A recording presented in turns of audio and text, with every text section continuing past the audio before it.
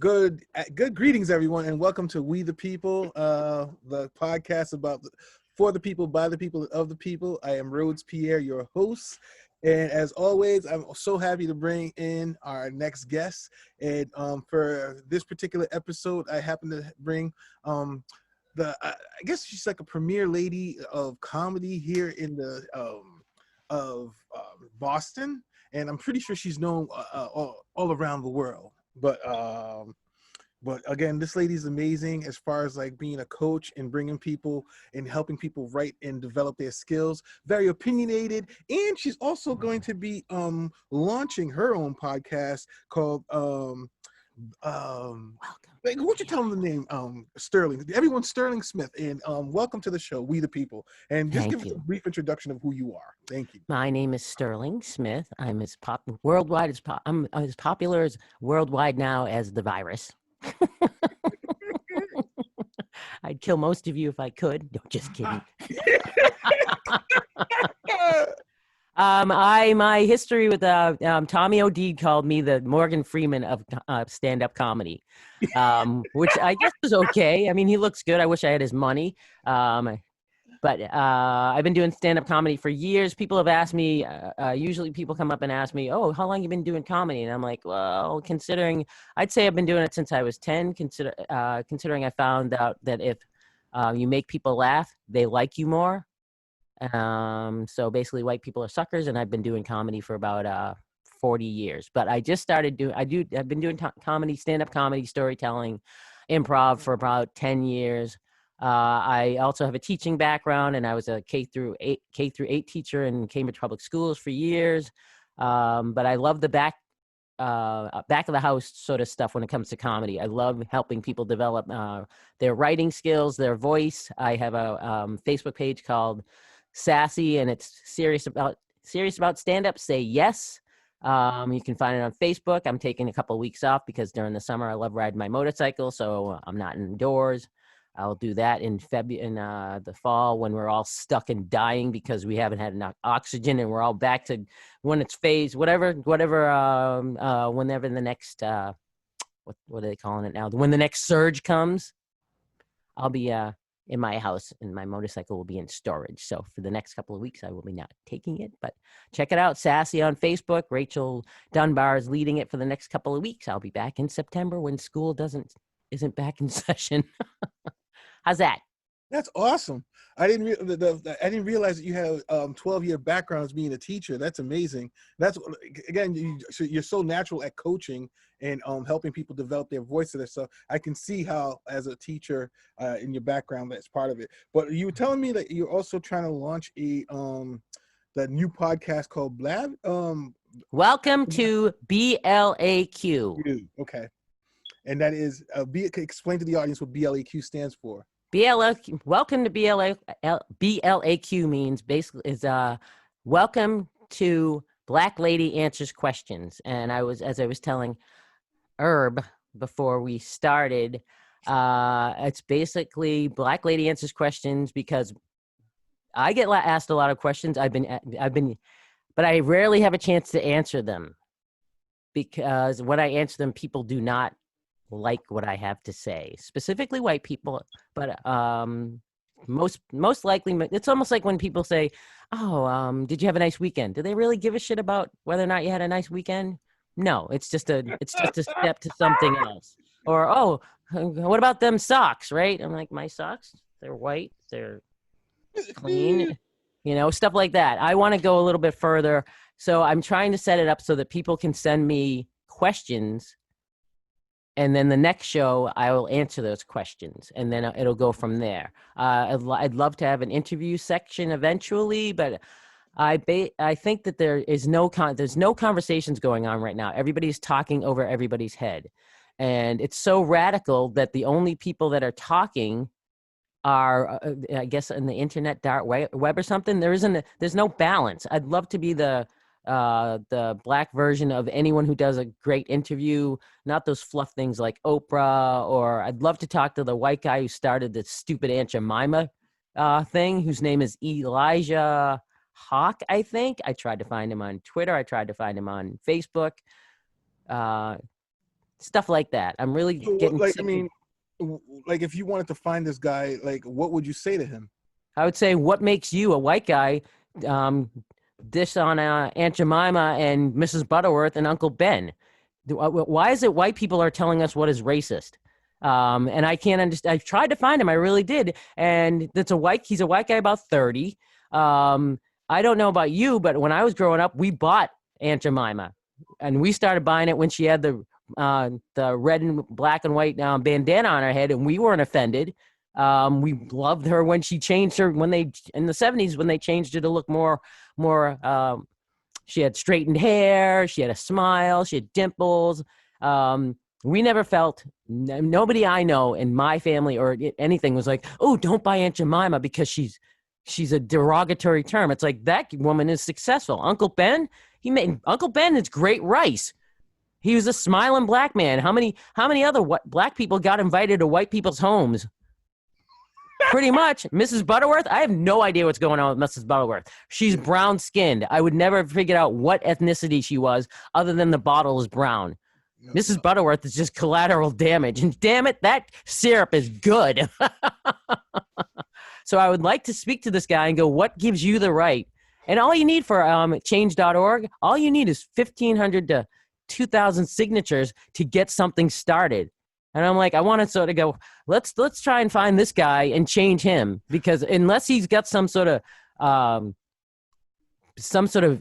affiliation with black culture, what gives him the right to dismiss any black figure or anybody else for that matter?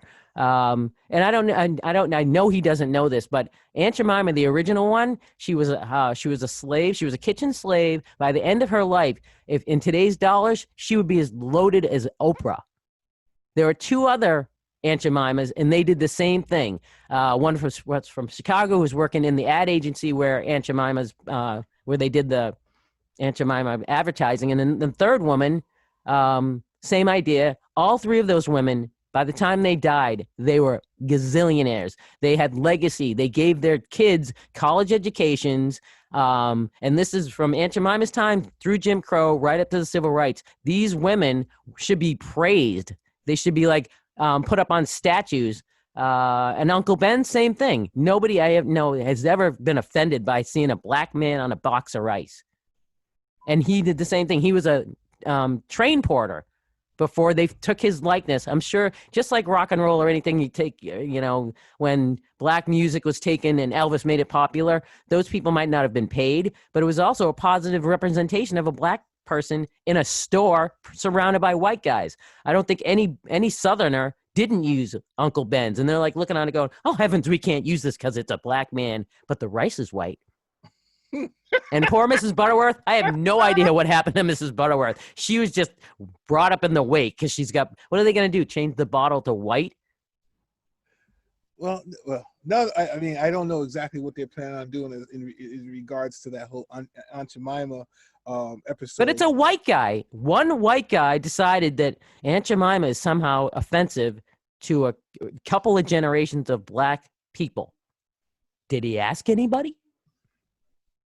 Probably not. No. But people did jump on the bandwagon and stuff. So. Of course they did, because they're behind a keyboard. They don't have to justify any of their behaviors. All they do is click and sign a little thing that says, "Oh, poor black people. They must know that Aunt Jemima is offensive." No, they don't. We don't care. It's good pancake mix. What's offensive to us is like, police brutality. Well, what's offensive to me is a white guy telling me what's racist. What the hell does he know? Did he ask me? I'd love to do those polls that they're always throwing out. Millions of Americans believe this. I'm like, I've never gotten any kind of poll except the kind I like between my legs. You know what I'm saying? But I've never had anyone ask me anything about my opinion. Where are these polls taking place? Strip clubs? No, those are gone. No. I'm like, show me a poll, just one that says something that I can. It doesn't really matter what it is. I would just like to be asked. Yet, for some reason, 4 out of 5 dentist surveys. I'm like, of course, those dentists survey that. They just gave them a bunch of money that says this is the stuff you should be using. Okay, it's insane. Somebody asked me a question. They don't like, and they won't like the answer. That's why they probably don't ask. Well, I don't know like how they set it up as far as like demographics or like how they do the random survey to pick out the people that are doing the survey. But like again, like these are like focus groups, study groups, and stuff like that. So Yeah, well, I'm a focus group. I'm a group. so You're a group. We're all a group. Where the hell? Have you ever been asked? Either one of you ever asked? And they're so easy because they're all online now. Yeah, I always wondered about that. I'm like, and where do they get their figures? Well, here's the thing. I know, like my household, like because I live here in Sharon, a lot of times we've gotten phone calls and asked, our opinion and stuff like that. Sometimes I do. I was even a Nielsen family like years ago. Wow. And, yeah, like so. But I lived by it wasn't like I lived by myself, so it was like just really it was observing my TV kind of behavior and stuff like that because it was just kind of again random. And the survey decided that you are a lonely and sad man, and you need to get out more. I think that's what tanked the Nielsen said. They're like, you've watched one too many episode of this Frasier episode. You need to get outside. No, like, this dude's on binge watching Netflix or what have you. Right.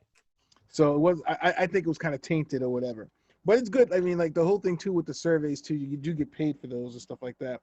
But jumping onto like the whole thing about like the different things that offend you as a black woman and everything with in the comedy world and stuff like that. What do you think of like Dave Chappelle's 846?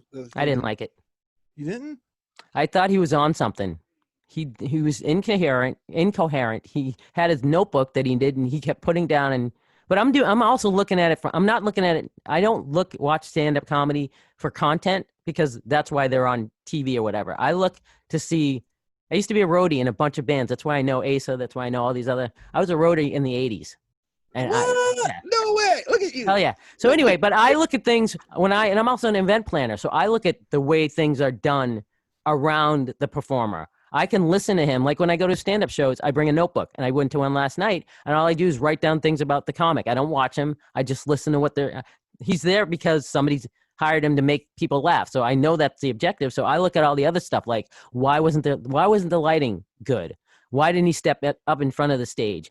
The perspectives from where the speakers are versus where the audiences. And most guys, I'm sorry, no, I'm not sorry to say it at all. Most straight men do not know how to throw a party, and you can see it when you go to events. Like, is there toilet paper? No. Why not? Because guys don't use toilet paper unless they're taking a shit, which is in the morning or in the evening. So if they're having a party, where's the paper towels? They don't need paper towels because they don't think they don't give a shit about spills. So when it comes to Dave Chappelle's, I didn't like it because he kept. The content is what I was looking for. But I thought that he was on something. He really didn't seem. He was upset, which is understandable. I have not seen the video because I do not want to live the rest of my life thinking and seeing that. Because once you see it, you cannot unsee it. So I refuse. I know what happened. I'm not going to watch it ever. I've seen too many of the other ones, and I think it does in the long run, it desensitizes the same people that are supposed to be sympathetic. Because if you see too many of them, it just becomes like a horror movie.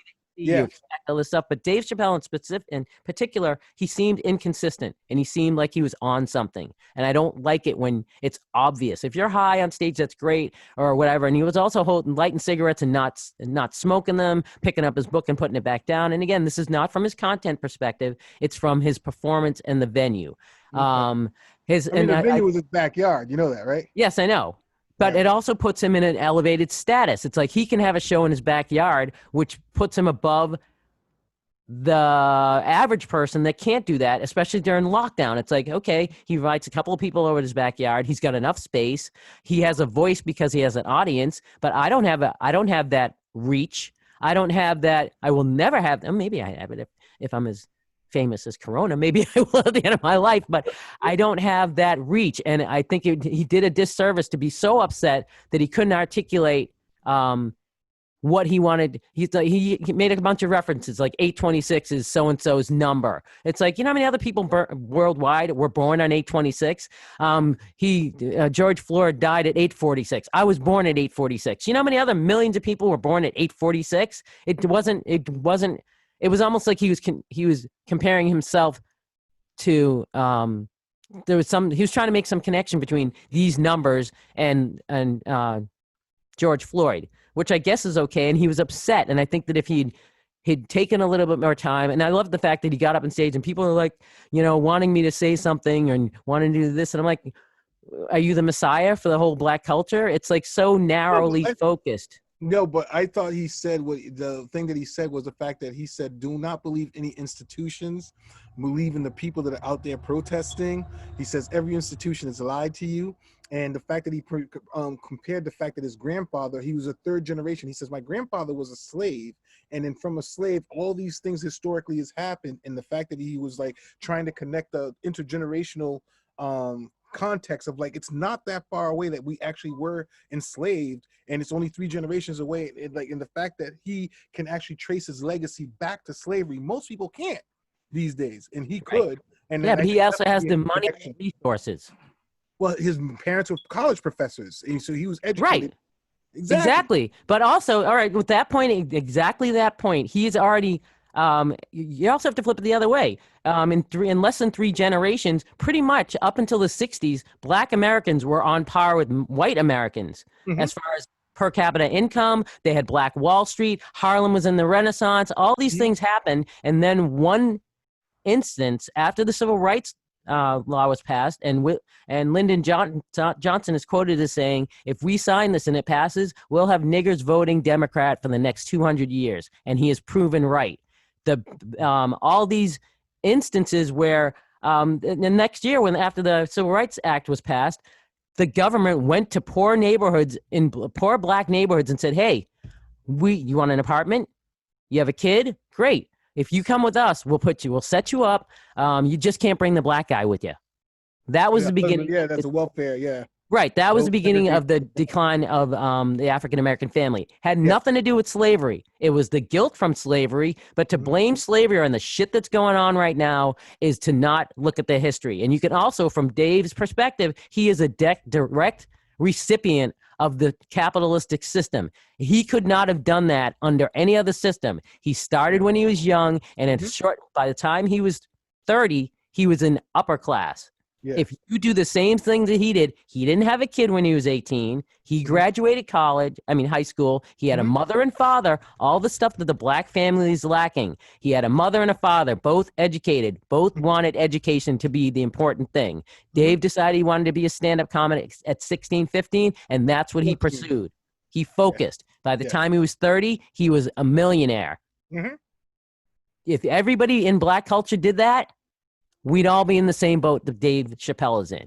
But instead, white culture has decided that Black kids are bad, and this is over an education system over the last 50 years. It's the government's job to try and figure out a way to feel less guilty. But along the way, they got too big and failed miserably. Black culture as a whole is no better off now than they were in the 70s.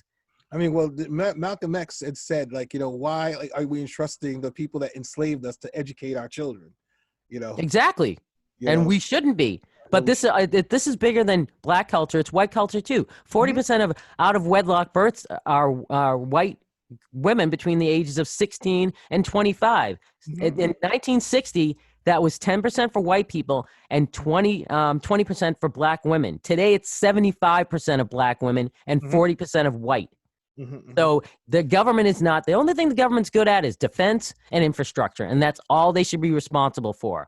When has the government ever done anything? Look at the fuck up that COVID-19 has wreaked on our economy.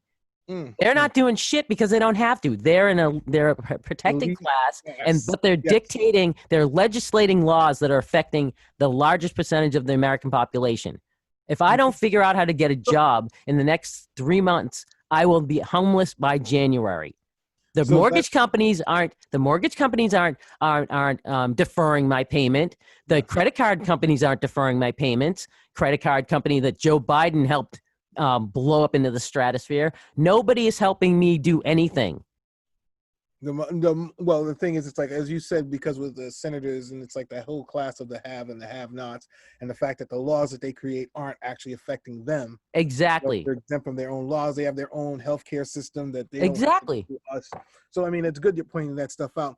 Well, it's also, think about it this way. All the people, it's such a misconception that the right is for big business and the left is for the working man. That switched. And the right never wanted to do anything with the working class, but they've been denigrated. They've been demoted to that since Hillary Clinton called half the population deplorables. As soon as she said that, everybody that was even borderline Clinton was like, wait a minute, I'm working class. I work in the middle. I've been working my ass off. Why is this woman who has had an elitist upbringing from day one telling me that I'm less than? And all the people on the left are like, oh, it's an ego thing. It's like, I belong to this class because she said those are less than.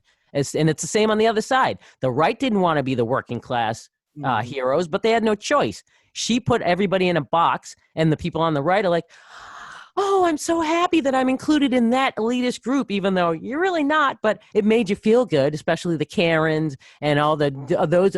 I'm so happy to be included with that group because those are the wife beaters, and they have the flag, and they have the wife beater T-shirts, and they're in a gun. It's like, those aren't the racists we should be afraid of. We should be afraid of the ones that'll call the cops on a gay black man in a bird watching sanctuary. Those are the ones we need to be afraid of. Those are the ones that say one thing and will turn around and do the other. And those aren't on the right as much as they are on the left. No, and I mean, again, I would say it's kind of like a symptom. I don't know if you'll agree or not, but the Stockholm syndrome, because black people were still suffering from, like the whole, again, I'm not going to blame everything on slavery, but bottom line is, it's like, it's never been addressed by this country, and it's still part of the DNA of the country, and it's still affecting us. Well, yeah, but you could say that about almost any kind of class struggle. It's not even color anymore in the 21st century. It's class. If you affiliate yourself with a class that is seen as higher than somebody else, you can do all sorts of shit and get away with it. And that's what all the people on the left that are like, oh, open borders. You know why they can say that? Because all of those people saying that live in boarded communities. Nancy Pelosi lives in a gated community. Mark Zuckerberg lives in a gated community. They don't give a shit if they open the floodgates and let a bunch of what are they calling it? They're not illegals, whatever the PC term is. I don't give a shit. They're letting them in. You know who gets affected by those people coming in?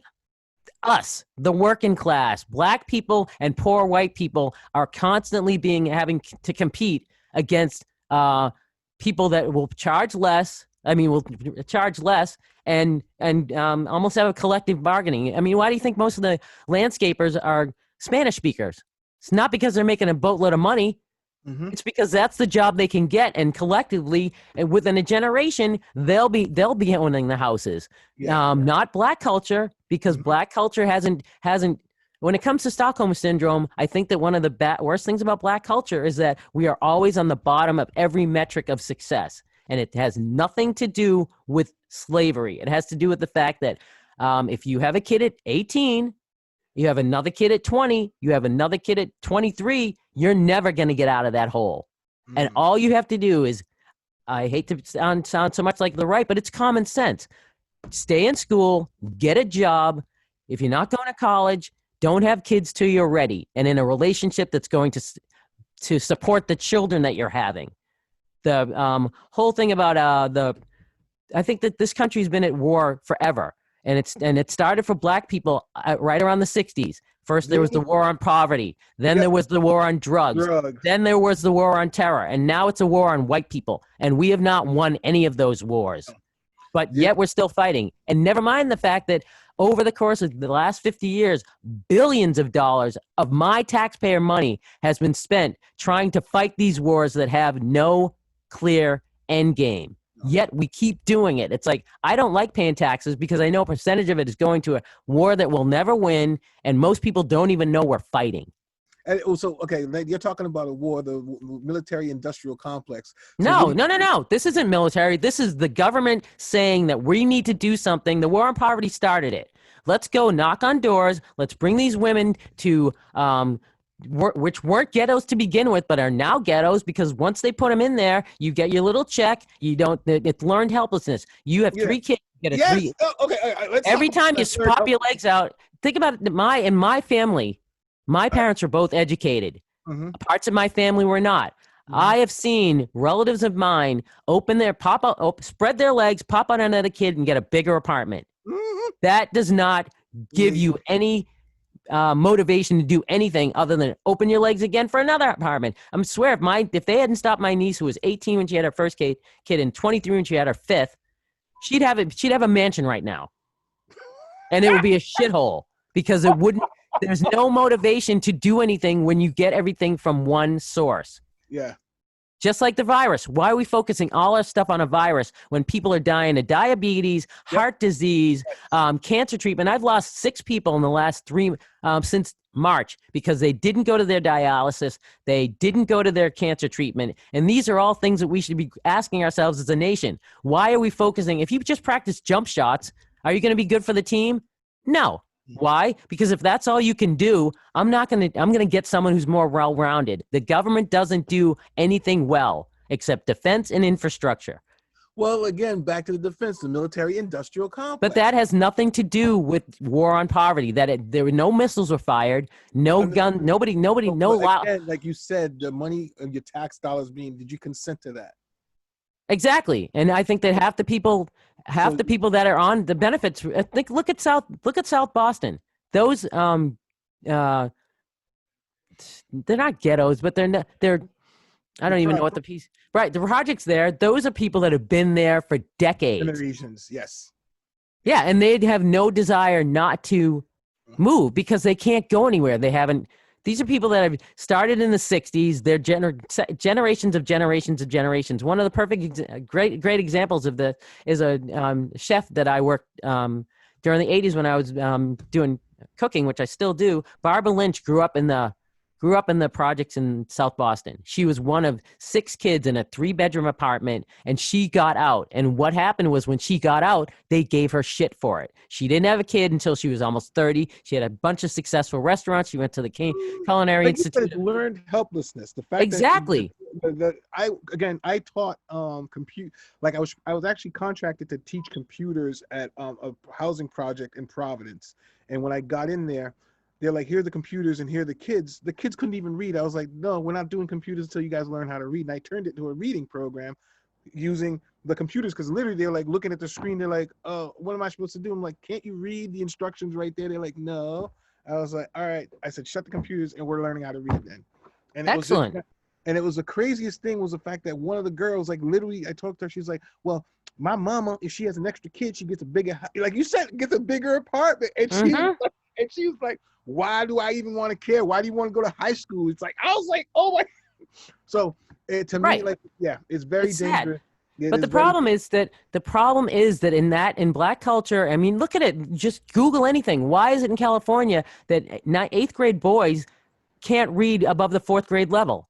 It's a country in itself, but it's throughout you can go from one end of the country to the other and try and figure out why Black children are not being taught to read. It's not necessarily because they don't have the motivation, but if you have a Black family, especially, and why even bigger problem, if you take an Ethiopian take a 10-year-old and plop him down in the U.S. within a decade or two, he will be in the middle class because Ethiopians have a very strong connection to education. Ethiopia boasts more worldwide chess champions than any other country. And they're teeny, but they're all well-educated. They're well-spoken. If you drop same Black kid, 10 years old in this country, or just take one and take any other non-white group within a 10-year period, guarantee that other kid is going to be more successful than the Black kid. Would you not say then, because again, I grew up with Haitian parents and they grew up from another country and they valued education. Exactly, and look where you are. Yeah, but hold on a second. I went to the American schools, okay?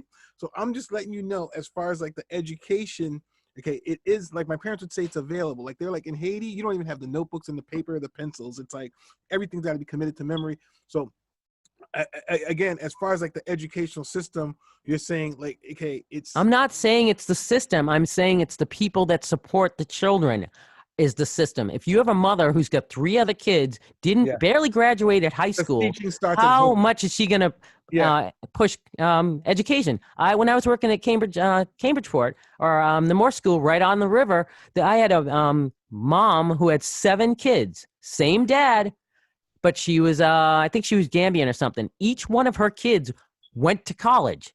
Mm-hmm. Because she had gotten a master's while they were little. She was instrumental in them in teaching them that education is the way to success. If you don't, and it's not the system, it's the people behind, it's the motivation of the parents. And again, I said, if you're a 16-year-old and you pop out a kid and then you pop out another one and you don't graduate high school, what do you think your kids are going to be doing in 10 years down the road? They're going to do the same thing that you did.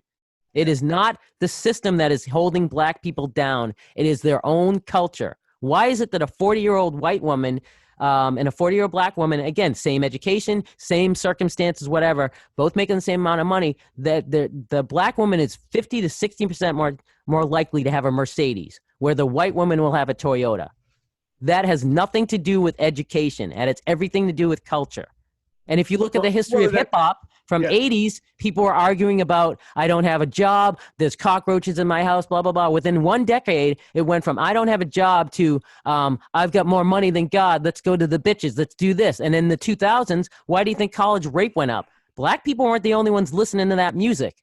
If it had stayed true to its form that I need a job, I need to do this, but it switched. And why? Because most of the record companies knew that they could sell a shitload more records to white suburban kids who would listen and go, ooh, I'm listening to bitches. And I told you about the story. I was walking down the street in Winchester, and this white kid was blasting NWA or something, and every other word was no. And I stood in front of him, and I said, turn that shit off. And for a minute, he was like, she's less than me. Should I really listen to her? And I'm like, if you don't, I'll rip that thing off your head. And that's what I mean about people not saying what they don't express anything, so that it's basically, okay, if you don't say anything, he's going to keep doing that until he's going to keep listening to that. Jay-Z did not get famous because every black person bought his albums. Okay. And in 1992, he had an album that one of the lyrics were nigger, nigger, nigger, nigger, the whole damn thing. What is that saying to a whole group of people? And the white people that are listening to it, it's demeaning. It's making those people other in 2 different groups. Yeah. Yet he's going to the bank and going to Cuba with his wife and treated like royalty, where 90% of the Cuban people are still driving around cars from the 50s. That's what socialism looks like there. Socialism looks like here. Everything closes at 9 o'clock. I know where you are. The government knows where you are. Google knows where you are. That's socialism. And a nation of kids are like, okay, I can make money sitting in my house, ordering everything online. I'm socially awkward. I don't need to go outside. I'm going to stay in here until this thing blows over. Viruses don't blow over. If that were the case, why is AIDS still around? Why is the flu? Why is the common cold? Flu is a virus that adapts. Mm-hmm. AIDS is not AIDS. They know all about AIDS, and it's been 35 years. When I was in my 80s, rock and rolling with everybody, I lost a whole generation of my friends. Yeah. All because, for some strange reason, now as well as then, the pharmaceuticals make money continuing to promote a drug that probably a system that could have cured all those people. But no, it's much easier. That's the same thing with hydrochloroquine. It's been depatented. That means anyone can take it and use it. Are they using it? No, because nobody can make any money off it because it's no longer patented. That means anyone can use it. Why did they stop the studies for it? Because Trump said it. If somebody on the left had said that, everyone would be cured right now. Why? Because they want to get him out of office. It doesn't matter how the American public suffers. If Joe Biden wins, I guarantee you that COVID will be gone within a week. And Joe will be dead by Christmas. And whoever he picks as his running mate will be running the country. And I hope it isn't Kamala Harris, because we will be more fucked than we think we are. Yeah. But then again, there's a whole population that doesn't go outside, so they're not affected by it. They're the next generation of people living in gated communities. Oh, we want to let illegals in? Fine. I'm in my house. I have Amazon. I have Netflix. I don't need to go outside. I don't need all that stuff to be affecting me. It's just the same as those people putting silence is violence on their lawns. All white people. I have not gone to any I've seen a couple of black neighborhoods, but once you know what Black Lives Matter is, you shouldn't be supporting that. But all the white people have it because they're thinking, okay, when the mob comes to my house, if I have this sign, they won't hurt me. Just like the woman in Washington State who said, I support you, until they knocked on her door, and the next day there, within 24 hours, that place was cleaned up. And she was supposed to be on their side. All right, I guess we the people need to take over, because this can't go on, and we need to get people on. Bernie's a populist, Trump is a populist. All those people, pretty much most Americans, the silent majority, want the same things. They want good schools, they want a good job, they want to feel like they're doing something. We need to figure out a coalescing figure that can bring these people together, because they're not that far apart. And if they go either left or the right, they end up touching streams, because those are the extremists. Most people aren't extreme on either side. They just want to have a country that they want to be able to walk down the street, not at a policeman, not at a black person, not at anybody, and go, hey, how you doing? But we can't have that, because the powers above us are like, if we keep them divided. Exactly. They're making so much money in regards to how the status quo is going. Like exactly. Why is it that prisons are privatized? Because you make money that way. Okay. And depend that state though. Depending on Texas has the biggest prison complex. Why? Because they make boatloads of money. Because it's a private public partnership that most people don't know about. And same thing with book. Why does Texas produce most of the books for the country? Because it's a private public partnership. And if the Texas doesn't, and the thing with Texas cracks me up. California. What's that? Texas and California, right? And they're trying to whitewash slavery. It's like, why? Yeah. It's the same thing with knocking down statues. If you don't keep the statue up, nobody knows why it was there in the first place. Keep the damn statues up and put a plaque that says, this is what happened, this is when it happened, and you can make your own opinion. Because like they had an argument with a woman about knocking down the Christopher Columbus statue. I said, you know nothing about his life. Mm-hmm. If you look at the history, he was conscripted when he was 9.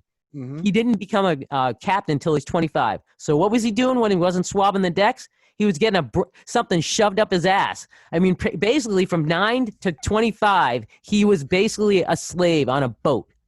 Okay? Mm-hmm. By the time he got to be 25, he had a ship, but he didn't have the status. He couldn't own a ship, but he could work for the people that did. The Queen asked him to go to Spain. He went to Haiti first. But he wasn't going to say no. He had 3 kids and a wife. What do you do in that circumstance? You do what you're told and hope that somehow you can get out of it. And a friend of mine was like, well, it wasn't Christopher Columbus was not a conqueror. He wasn't anything. He was just doing a job, just like everybody else. His crew, they were a bunch of crazy people. But they got rid of prisoners. They literally gave him prisoners as his crew. Exactly, and they were pissed off. In case something happens, like we don't know what's on the other side of the world. He had to prove the world was round. They're like, in case you die and never come back, these are like the less desirables. Right, they gave them the others that nobody gave a shit about, and he was an other too. He was expendable. Yes, exactly. And in today's words, they would all be deplorables. Yeah. Because the class that determined that was the upper class. Mm-hmm. So I'm asking this girl, and she's like, well, I'd knock that statue over. And I said, but why? Well, he was an oppressor. So were most Native Americans. The Cherokee were notorious for killing men and boys and taking the women and making them part of their tribe. So were most Native American. Where do you think tribal comes from? And whether anywhere in the world that there's tribal tendencies. So I asked her, are you going to knock down the pyramids? Pyramids were built by slaves. And she was basically, the monuments are built by the winners. I said, and name one culture that hasn't dominated another throughout history. But we're not knocking down the pyramids, but we're knocking down a statue of a white guy. If it wasn't for that white guy, we wouldn't be sitting here having that conversation. No matter what you feel about it, we are the direct beneficiaries, no matter our skin color, of the fact that we happen to be here at this time. Mm-hmm. And if you don't take that into consideration, which most people under 35 don't, they don't know their history, and they're not taught it in schools. They're not taught it unless they look for it, and they don't want to look for it, because black people owned slaves too. Like, let's look at the good. That's a very interesting point. Because I was going to say it's a fact. Black people owned slaves. Whoever's listening, yes. Black people owned slaves. Well, even in America. Yes, even in America. Like, wow. Google it. Google it. I'd be curious, because Google has taken over everything. And if they don't want you to know it, you're not going to be able to find it. And people don't understand that either. And that is socialism. That is no different than what China's doing right now, and it's been doing for centuries. not centuries. So it's just that we're socialized through corporations. Right, but we're also for some and this blows my mind. People automatically think of the good. They're not critical enough to go, okay, Google controls all the information. Google doesn't really like contrary opinions. Google's going to lead me to things that reinform my beliefs. So I'm going to go with that because it makes me feel good. It's no different than confronting a white person that you say is a racist and they're not. The visceral reaction is, I don't feel this and I don't want to feel this. Humans have an innate trigger that if I feel threatened or something, I'm going to get away from that. So the worst thing you can say to an American is that they're racist, even though they're not. And then they have to basically defend their position. And that it puts them in a position where they can't think straight because most people think emotionally. And that's one of the things about the BLM, all these other things. It's like you react emotionally and you don't step back and think about, you don't think because your emotions take over. It's fight or flight or whatever you call it. So when I attack you, you are viscerally reacting to it and you cannot think straight. It's no different when a guy sees a beautiful big busted girl. The little head thinks, and then the big head thinks afterwards. It's no different with men or women. It's just the emotion goes first, and then the logic comes after. And most people act on their emotion first and their logic after, especially the BLM people. Why are you throwing a brick through a hardworking black person's business? They'll think about that a week later after they've seen their views and their likes. And they'll realize how stupid and fucked up it is to ruin. And you're stepping on your supposed movement. BLM, you're not doing this for BLM. You're doing it because you're frustrated and you're sick of being in the house and you don't understand what's going on. And it's a visceral reaction to things you can't understand. Some people are doing it for that reason. They're all doing it for that reason. We can't lump everyone into that. Yes, I can. When it comes to the people that are ruining other people's property, they are doing it for one reason. They are frustrated. Those are those, but then they're actual protesters that are out there protesting, expressing their First Amendment rights. And I love the fact that it's mostly peaceful. Are you ever mostly dead? You're not anything. They have to separate the people that are doing a peaceful protest like the one in Tennessee that was put on by the Nation of Islam. I'm not a big fan of theirs, but if you Google Tennessee Peaceful March, it's a bunch of people that look like they grew up in Wakanda, and they're walking around the State House, and there's 500 gorgeous black men chanting in unison. There's 6 cops around the whole building. You don't see that one on the news. All right, why? Well, look that up. That's a peaceful protest. All right, that's wonderful. I'm technically immature, so when I got that video, I couldn't figure out a way how to put it on my Facebook page, and I still have it on I'll show it to you. I still have it, but I have no idea how to get it from my Facebook Messenger to my Facebook page. Yeah, we're gonna have to work on that because Herb, I need lessons on that as well because I got plenty of videos I'd like to share on my Facebook page as well. And that one about the one you showed to me about the Wells Fargo and all these other companies. Yes. That's people don't know that because who's in the back pocket of all these companies? Google, Amazon, all the people that are supposed to be corporate that Elizabeth Warren, we want to break up the big corporations. Elizabeth Warren has her top 3 donors, Amazon, Google, and another one. But she wants to break them up after she gets to be president, of course. Yes. So I know like right now, it's kind of like, oh my goodness, we've had like really, like time flew by already. All right. Is it only an hour? We're supposed to be only a half hour. Oh, sorry. Yeah. No, hey, that's not. Hey, this is how. Put it up on your page and let's see what shit people give me because they. All right. Well, this is what I was going to say. You hurt my feelings. All right. Well. So, I'm glad you came on the show. Like as always, like I said, you're awesome. You're expressive. You get your opinion out there, and I'm glad we could have like a little dialogue. But I forgot to say funny. Yeah. Well, you had me laughing, girl, and you are funny too. Yes.